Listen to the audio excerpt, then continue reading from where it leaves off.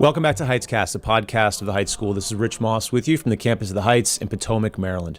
We're here to talk about the education and the formation of young men fully alive in the liberal arts tradition. Thank you so much for listening, and thank you for continuing to share our mission and our vision of education with your friends. We are most grateful. Today, we are delighted to feature a conversation with Mr. Adam Taylor, Dean of Magistri at the St. Martin's Academy in Kansas. This is a boarding school, I believe 7 years into its life, and just a really, really neat place and a great teacher who's going to share just some of their thoughts on education, on masculinity, and other things that are of keen interest to us here at the Heights. Before we get to that conversation, a couple of things. We have coming up here at the Heights a parents' conference on passing the faith on to our sons. This conference will take place on April 12th. You can register for that at heights.edu. This is open to our own parents, of course, and primarily, but also to your friends from outside the community. So do feel free to bring a friend. You can register at heights.edu. This is for moms and dads, includes mass in the morning, lunch, and a lot of great opportunities for conversation and discussion. It should be a very good day. Also coming up this summer, we have our Teaching Essentials Workshop, which will take place June 16th to the 20th. This will be offered by Mr. Austin Hatch and Mr. Tom Steenson for teaching men here on campus, a week-long hands-on intensive workshop. How do you take these great ideas of the liberal arts and then apply them practically in a classroom setting? It should be a great 5 days spent with two really phenomenal teachers. I will be there if I can as their student.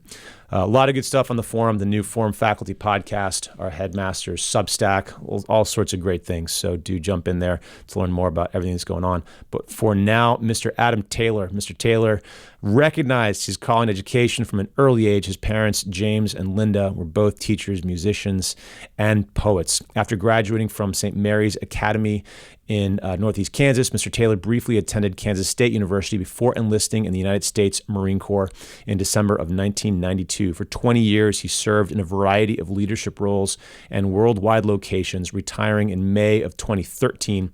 Since then, he's worked for Cloudera, Inc., most recently in the role of VP Professional Services. He has a lifelong love of history, literature, the outdoors, and sport, and is passionate about building, developing, and leading great teams. And you can see that he's putting all of that to work at St. Martin's Academy. So all by way of introduction, enjoy this conversation with Mr. Adam Taylor. Thanks for listening. Adam, thank you so much for taking the time to join us. It's awesome to have you on the podcast. Thank you so much for the invitation, Rich. I really appreciate it. No, it's a total pleasure.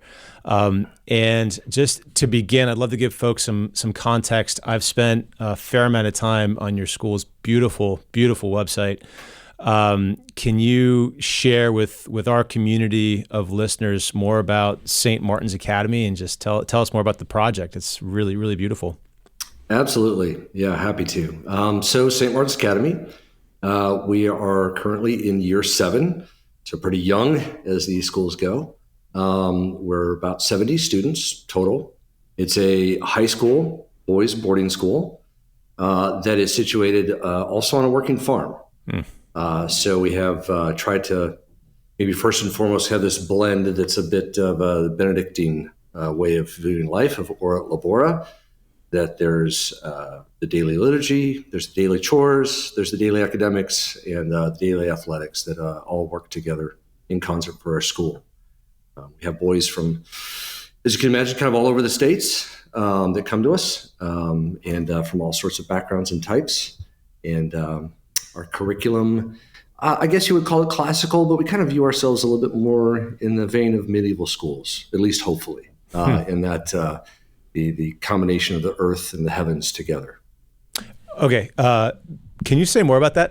Because I love it's interesting. I do think it seems like you guys are being very purposeful about how you describe yourselves, which is great, because it's easy I think, it's, sometimes we can define ourselves by what we're not. And I think sometimes one might say, well, we're a classical school. And by that, we mean we're not a modern progressive school. But so it's neat to see you start, I don't know, you're trying to parse out the differences within the classical schools movement itself. What do you mean when you say that you're more in the medieval model? That sounds interesting. Yeah. And it kind of came to us a little bit intentionally of kind of arriving to that point, although I think it was always kind of in the vision from the outset, right?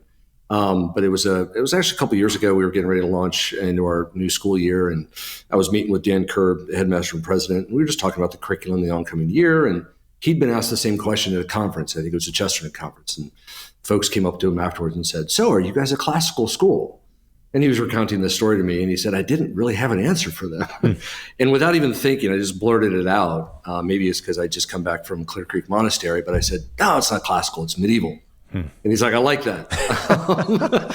And so maybe it was a moment of honesty from the Holy Spirit. But I think, within the realm of classical education, this beautiful movement, right, to go back and restore proper education for the human person.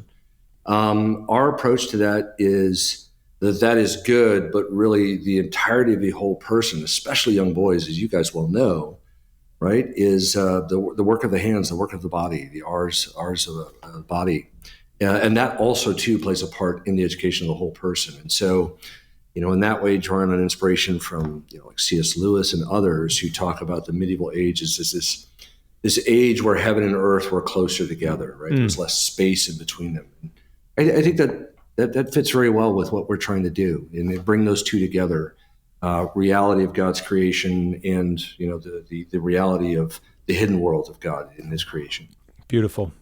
That is awesome. We had a conversation I think it was months ago now, with someone I believe is probably a mutual friend, Jason Baxter, who's doing a lot of beautiful work at Benedictine. Indeed. It was a great conversation about C.S. Lewis. So I'm hearing a great medievalist, as you know, and so I'm hearing some of the echoes of that conversation. It's very beautiful.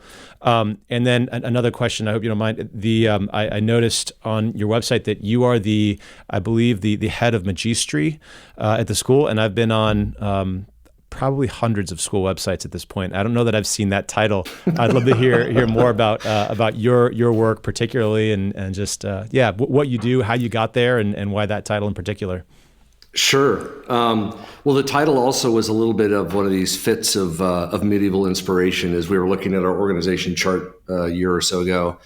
And we said, well, if we're going to be a medieval school, like what would the names at a medieval school be of these positions, right? And so we just kind of hunted around, and it's actually kind of surprising. And they're in a way sort of beautiful. So for example, one of our farm foremen is actually the hedge warden. Because that's what you used to be, is you were responsible for maintaining the hedges to keep the animals out of the gardens, right? But so that kind of came out of that, right? The Magistri is our teaching faculty. And so the academic dean essentially is the head of the Magistri, right? Beautiful. So that's kind of the homage, the name there.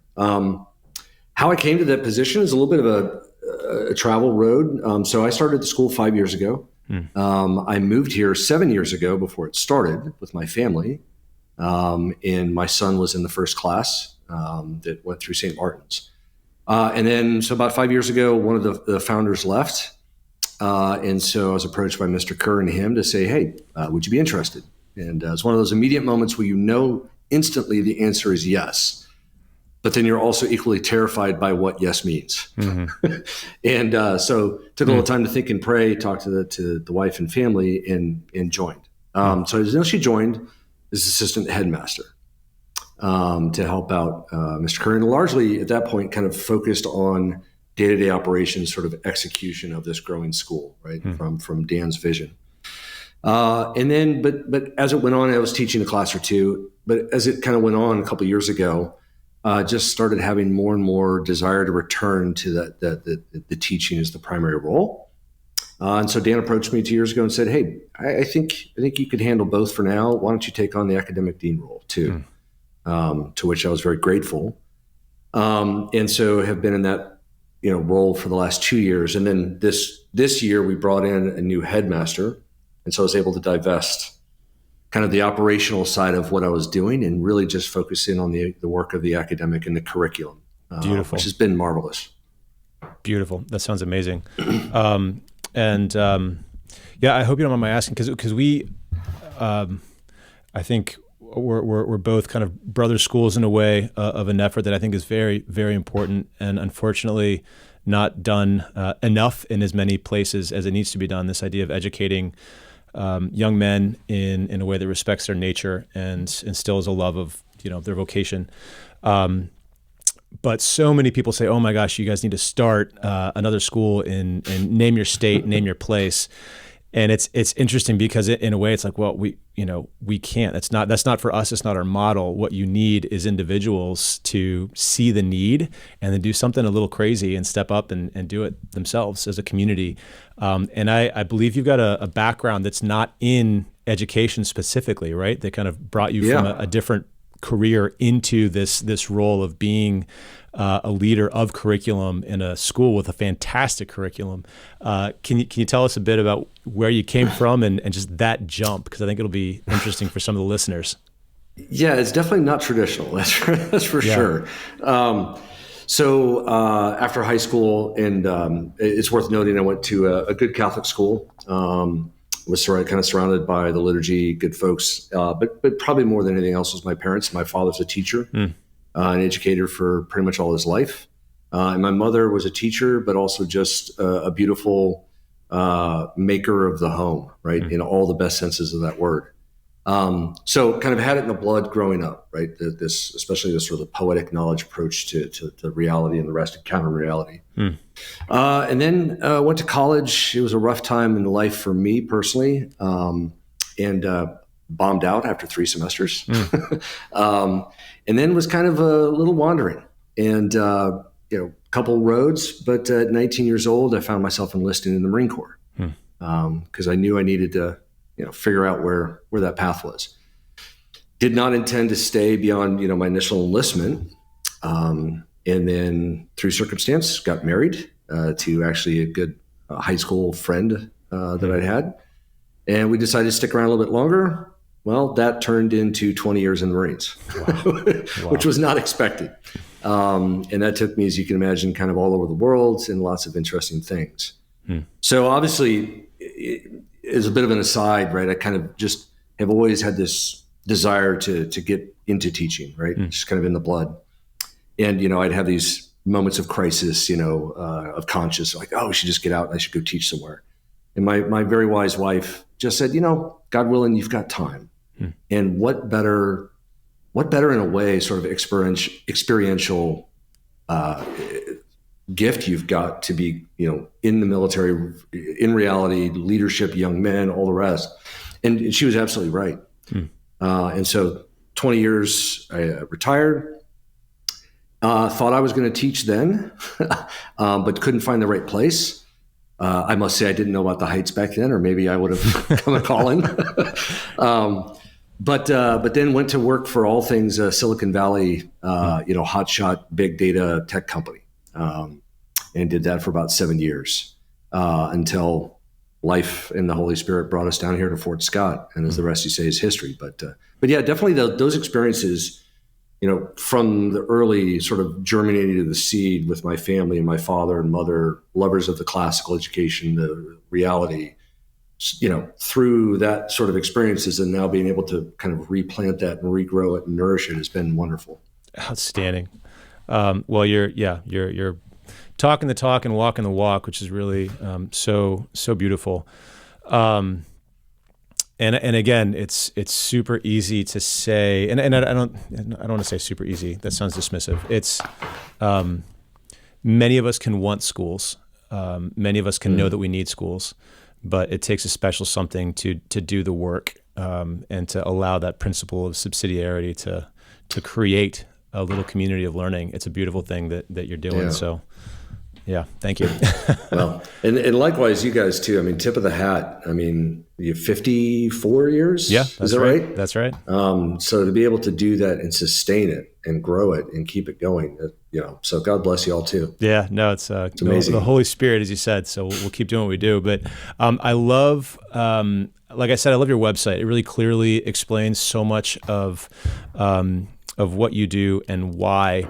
One of the things that you mentioned on the website is you've got these commitments, which I think it's a beautiful way to put it. Commitments, ideals that you are committed to as a school. One of those is it's a commitment to nurture authentic masculinity. And I saw that and I thought to myself, goodness gracious, that's well put. That's a great aspiration for a school for boys. And it also raises this beautiful question that we should all be thinking about all the time anyway. Maybe not all the time, but good for us to ponder, which is that the question of like, what is authentic masculinity? Because I think this is a time that a lot of people are asking that question. People are well aware of the crisis of boys. A lot of people talk about it, and they see it through proxies like test scores, other things like that. But at its heart, it's the fact that, gosh, boys are not being educated to become men who live in accordance with this beautiful standard for what they are supposed to be, the standard of masculinity.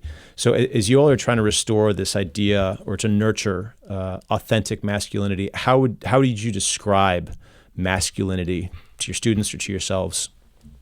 Yeah, it is a great question and one to ponder and keep pondering. By no means do we have the perfect answer, but I think we've got a pretty good one. And that is really going back and being studious and contemplative of what have been the expressions that we can look back on through our history, rich history, and point out to say those were times when there was models, right, of authentic masculinity that we can go back and at least point to and point at and say, what things are those we need to bring forward?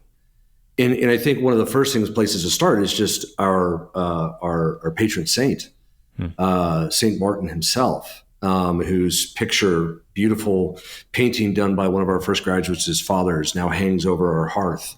And it's the famous scene of him on the horse cutting his cloak for the poor beggar. And I think that right there is one of the first models, is this concept of something, and Chesterton writes beautifully about this. I won't try to quote it because I'll butcher it, but it's essentially there's only been one civilization or culture that has been able to marry these two seemingly completely contradictions together, which is meekness and ferocity, right? And bring these two together, and that has been Christendom. In some ways, the form of the monk, in some ways, in form of the goodly knight, like Lancelot and others. But the chivalric knight is being as Lewis describes it when he's talking about his necessity of chivalry, this article he wrote on it, like Lancelot, right? He's fierce to the nth degree, and he's meek to the nth degree.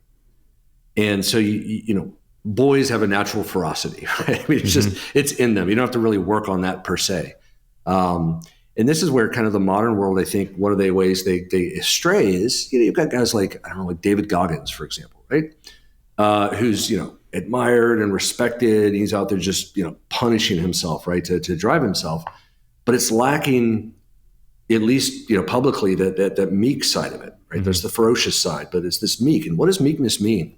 Well, meekness is he who can keep his sword sheathed, meaning he's got a sword, he knows how to use it, and can use it and will when he has to, but knows when to keep it in its sheath. Right. And so I think that is one good initial model for this authentic masculinity is God created us as the human person, as man, to have this vigorous ferocity to the world, right? Not rampaging, but just this strength that we have. And we can't dampen that, and we have to foster it right, but it must be tempered by meekness and knowing restraint and knowing temperance and knowing growing prudence and these other aspects, to say that there's a time and place where that ferocity is harnessed in sacrifice to others. And so maybe that's is a first pass. That's kind of one of the ideals that we're looking at. I love it. And one of the other pillars that y'all have is to heal the imagination. And I'm not sure what question I'm asking, but I want to bring it into the conversation because I think that's a really beautiful concept. Can you speak a little to the healing of the imagination, and then how that might be related to this concept of masculinity? Because I know you. I'm sure you have an integrated idea of all these different aspects. So I'd love to hear more about that and how it relates. Yeah, this one, in some ways, I think perhaps more than the others, except maybe attentiveness, but is and we use those words purposely, heal the imagination. I think this is one of the areas where the modern youth are so damaged or have great potential to be damaged, right? In the world now that we live in of constant bombardment of sound and image, and especially the images, right? And not, I'm not talking about bad images here. I'm just talking about, you talk to a kid and you ask them what their favorite book is, and they can barely tell you, but they can sure tell you what the top 5 movies are. Right. And down to the detail. And not that there's anything intrinsically wrong with the movie, but when it itself becomes the reality and everything is just put in front of our eyes, we're just passive receptors of it, then the imagination, our ability for our mind to then go and wander, see reality and then look at meanings behind it, God, it's dulled. Right. And so really this idea that to heal the imagination first is to have almost in a way a poverty of self. Right? Meaning emptying out myself of noise, image, and these others so that I can then sort of reclaim a truer vision and a more deeper vision of reality around me. Right? To look at a cow and for some of our boys, it's the first time they've been close to a cow, let alone milk one. Wow. Right? And you smell it and hear it and all the things. But then to get to them a point where like they can start to imagine other cows, or imagine a herd of cows, or imagine that they were a cowboy or could be a cowboy and driving a herd of 10,000 across the West, right? Or then link that to the imagination of reading stories about the West, whatever it is. But this ability to take in reality, let it impress itself upon our senses, and then let it work on the contemplative side of our intellect, where we take these images and we bring them in and we start to operate on them. Right? We start to play with them in our mind of scenarios and settings, and our imagination goes to work. And that's so important because otherwise it just, we're dulled, right? And we also start to miss out on opportunities for beauty, right? And to be wounded by beauty. So that's healing the imagination is vastly important. And it takes some detoxification. Yeah, I can only imagine. We had recently on the podcast Father Carter Griffin, who's a rector of the John Paul II Seminary here in D.C., and it's fun talking to him and just about the experience of the seminarians. And one of the first things they do, I think they have a whole year where it's just a digital detox, and they offer up the phones, and I hope I'm not misrepresenting the program, but it's something to this effect. And I've even seen a little bit of this. We do this annual Crescite week trip where we travel kind of all over the world.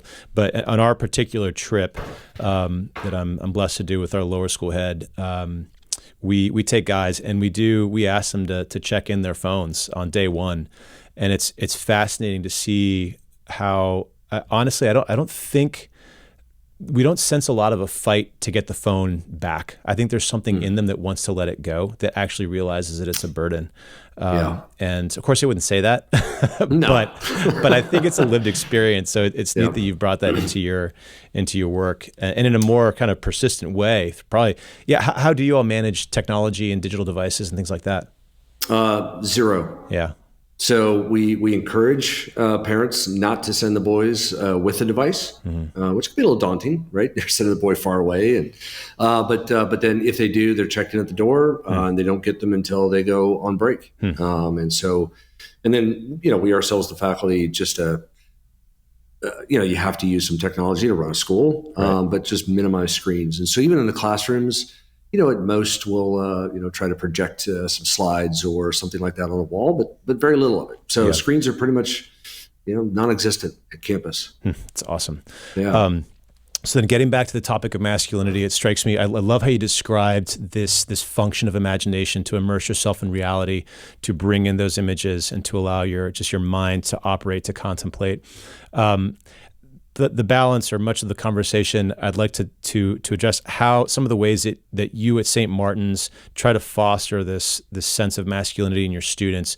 And one of the things that I think that I've heard, that I'm told y'all do a good job on, is presenting the boys with heroes, and it seems like that's related in some way to the imagination. But can you speak to that a little bit? I mean, what is the role of heroes in the education of a boy becoming a man? Yeah. So yeah, it's incredibly powerful. And that's one of the things early on, touching a little bit back on the healing the imagination. Well, when you take something away, right, from our daily habits and daily lives, it's like the old parable, right? The empty room, right? And what does it get filled up with? And so there has to be something that fills that void. And so that is, hopefully, God willing, is reality, right?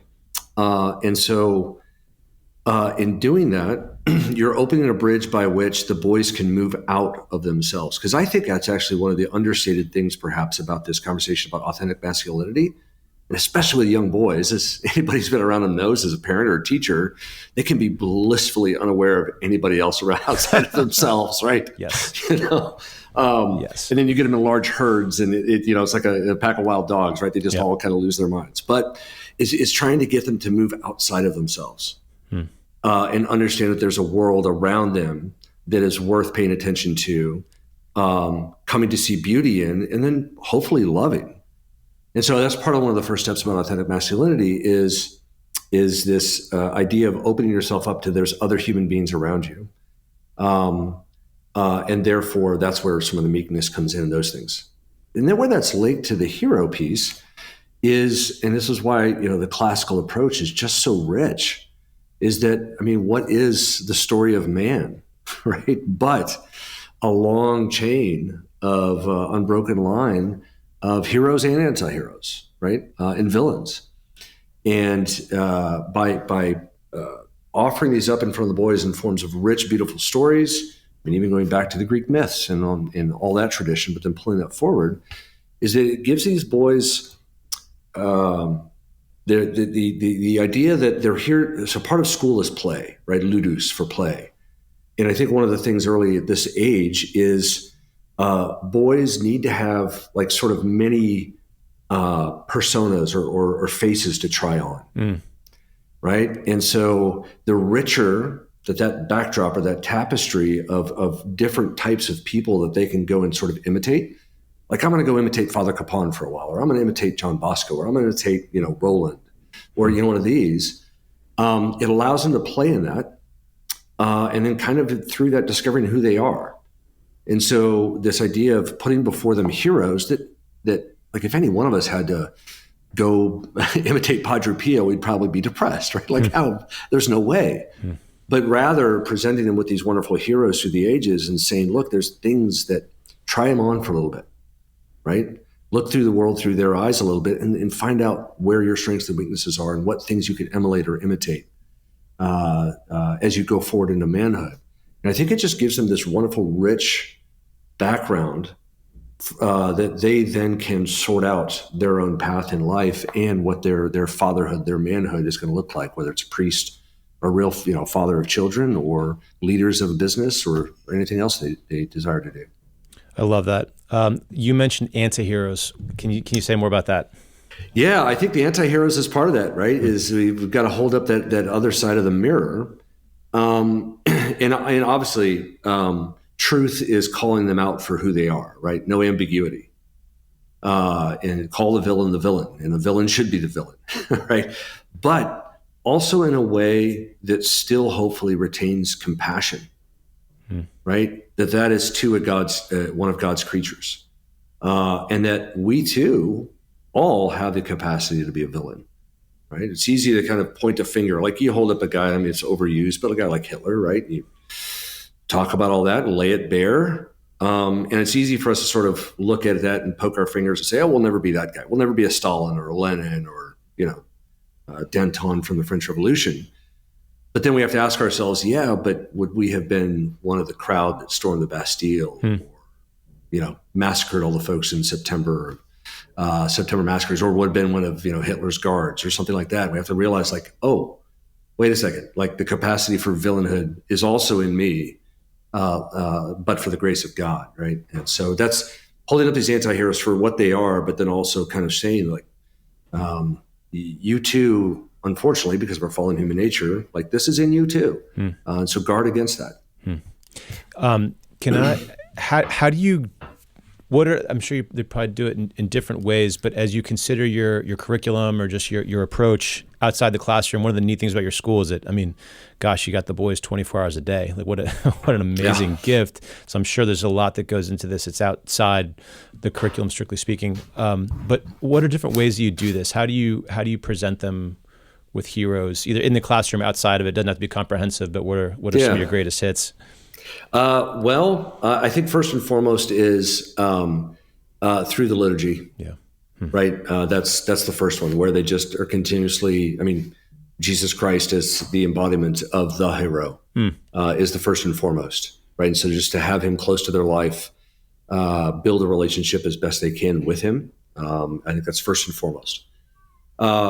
Perhaps second order, and this is where it's the daunting task, is us as a faculty, right? To realize that we are sort of the most proximate flesh and blood heroes that they see every day, and to walk circumspectly ourselves. And then and that plays out in many ways, right? Because there's, I think one of the particular things that we offer our boys is not just in a classroom setting, right, where they're, read books about heroes, stories about heroes and anti-heroes, is that by working alongside our boys and having them work alongside each other, like that too adds to the richness of what constitutes a hero, right? It takes it from a little bit, it could be abstract, right, and places it, incarnates it in their lives.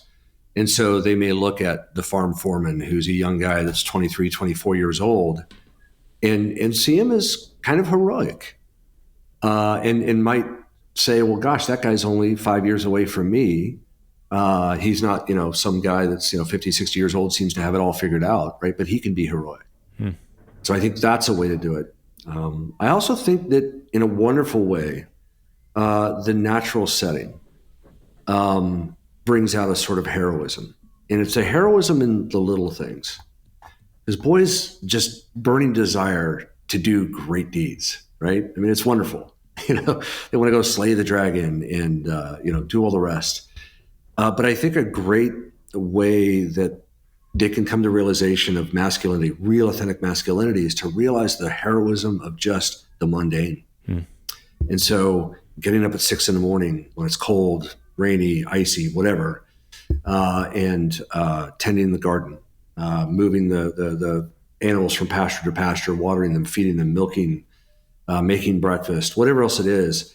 And then continued through the curriculum throughout the day, where they're spending time outdoors, in with nature as much as possible. All these things also, I think, work on that masculinity, that approach of, we're not men just to be sort of ferociously stomping throughout the world, right? That we're meant we're called to be fathers, we're called to be husbands, of the earth, as well as families, and caretakers of it. And I think all those things contribute in that way. Beautiful. That's really, really well said. It was interesting. I kind of jumped to agreement when you started answering with the first syllable, lit. And I thought you were going to go to literature, but you went liturgy. And I said, oh my goodness, yes, I still agree. Yeah. But cool, more little outside the box, in the sense that so often immediately we think about, what are the books that we're reading? But yes, of course, the liturgy and the God that's literally held up for us. You mentioned work. Can you talk to us about the role of, just more maybe about the role of work at St. Martin's? How do you incorporate that into the life of the students, and then how do you see that bearing fruit in their identity as young men? Sure. So kind of the more regular cadence of work is just the daily routine. So there's morning chores. So the first thing that you do, get up, go to the chapel, do morning prime, and then turn to chores. And the chores can be everything from, like I said before, milking cows, to cleaning up all the classrooms, tidying up, the main hall, grounds. Everybody has a job to do. Everybody has something to do, work to do to prep the school for the day, right? And take care of each other in the community. And then those chores sort of continue throughout the day. So, serving crew for meals, kitchen crew that's helping that, dishwashing crews, you can imagine. And then in the evening, there's a few chores as well, right? And the work they do for their own rooms and so And then Wednesdays are set aside as Work Wednesday or Soulcraft Wednesday to use, borrow a line from Jason Craig, I think it is.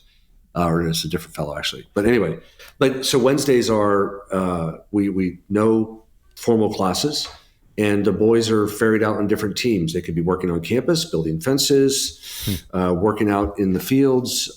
Sometimes we've built or refurbished our own classrooms. They could be going and doing projects with the folks in the local town, and often do. All manner of things. But they're out there with the faculty working alongside of them for, good 3.5, 4 hours on Wednesday mornings, milling lumber, all sorts of things. And then the afternoon is turned to what we call sort of mastery badge work, which probably the easiest way to explain it is kind of like a few selected things that sound like Boy Scout badges, but maybe a little bit more, like bow making and leather working and some other things. So they're working with their hands, and it's the common arts, it's the craft arts, it's those aspects. But the working together, like men are meant to work together, as Robert Frost says in Tuft of Flowers. And there's oftentimes more communication and more deep and rich communication during work days than there are in classroom days, from my own experience, where just something about that working together is contemplative in a strange way. It doesn't lend itself to just this rush of blather of talking, that it kind of forces you to stop and you're internally thinking. And then you say things that are probably more deep than you normally would think you'd say, and have great conversations. So it itself also is modeling authentic masculinity. It's instructing the boys that, like, hey, you're calling this to work, and also the life of the mind. But then also there's just room for unfettered, unstructured gifts of the Holy Spirit. That's awesome. We were having a conversation today, the team, just about friendship, friendship, and in particular friendships between and among men. And one of my colleagues, I think it was Nate, I want to give good attribution here, but he mentioned, I think it was a quote from C.S. Lewis, perhaps in the Four Loves, where Lewis talks about how men in particular find friendship. Really, mainly they build friendships in work and in doing tasks and things of that nature. And I think of Wendell Berry and his writing on the land and community, where it's, friendships don't just kind of exist; they're formed in a place and rooted in a shared task. Yeah. It's interesting to think about that, because so often today, we don't necessarily, all of us, share work, particularly not physical work, with other men, so it's what a neat thing to offer that to your students. Yeah, well said, and especially the reference to Wendell Berry and those, they were just so spot on that. Yeah, beautiful. And I know one thing that comes to mind as I'm hearing you describe the day, the morning prayer and the morning chores and these sorts of things. The boys are there 24 hours a day, and so I can only imagine some of the pranks that you've experienced. How do you respond to that natural occurrence when you put a bunch of guys together? Indeed. We'll just say that you realize very quickly the wisdom of both the ancients and a guy like John Senior, who said the two primary virtues of youth should be worked on are courage and temperance. The emphasis on temperance, I think, for boys rather than courage. I think they've got plenty of fortitude in many ways. But all that to say is a well done prank is actually amongst the boys. Is actually a form of friendship and love in a strange sort of way. Like, as long as it's not malicious, it's not intended to injure each other. Yeah. Just this idea that kind of like you're part of the bond, right? And we're kind of mucking around with each other because we like you. Yeah. And it builds some character. You got to pull these things back a little bit every now and then. But so one of the funny things is. We had the seniors a couple of years ago pull a school prank at the end of the year for graduation. So we had this 14 passenger bus, as you imagine, sort of the short bus thing, for our first couple of years, bought secondhand. It had gone through a couple of paint jobs, including one by a bunch of spray cans. So it was called the Blueberry, right? That was our bus. And so we, I think it was the Friday morning before graduation, the staff arrived to the school, and the Blueberry is nowhere to be found initially, until we walked around back and we look out in the pasture, and there is the Blueberry in the middle of the pasture, or of the Blueberry, but now it's painted in a lovely black and white cow motif, and it is now the Mooberry. The Mooberry. The Mooberry. That's This is awesome. great. That's awesome. Sounds like a Chick-fil-A commercial. Yeah, exactly. So, it ranges, as you can imagine, all sorts of things, but done well, done in good intent and good nature. It has its place, which is wonderful. Yeah, no, that's awesome. And kind of related to the pranks. I mean, it seems like, just as a teacher, I am interested to hear, how do you, and as a father, working in that boarding school type environment, how do you? It seems like we all go from other careers into teaching, sometimes thinking that we'll be working less hours, but then we find, oh my goodness, nope, it's way more. And so, my hours are definitely set in some respects by the presence of the students, but then they extend outwards by camping trips and, Right. field trips and parent events and all the rest of it. Your own hours are probably not, I would guess, kind of 9 to 4. How do you, just from kind of a fellow teacher's perspective, I'm curious to hear, how do you, what's like the cadence of your day, and how do you then find time for your own, contemplation, family, that sort of thing? Yeah, well, you're spot on to sort of call that out as a challenge, because it certainly is, especially in the boarding school setting. I mean, in any school setting, but particularly there. I think one of the good things is we do have house fathers, right? So the young men, single, that we've brought in purposely to be that presence, especially after hours. That's sort of normal hours with the boys, and so that helps considerably in that.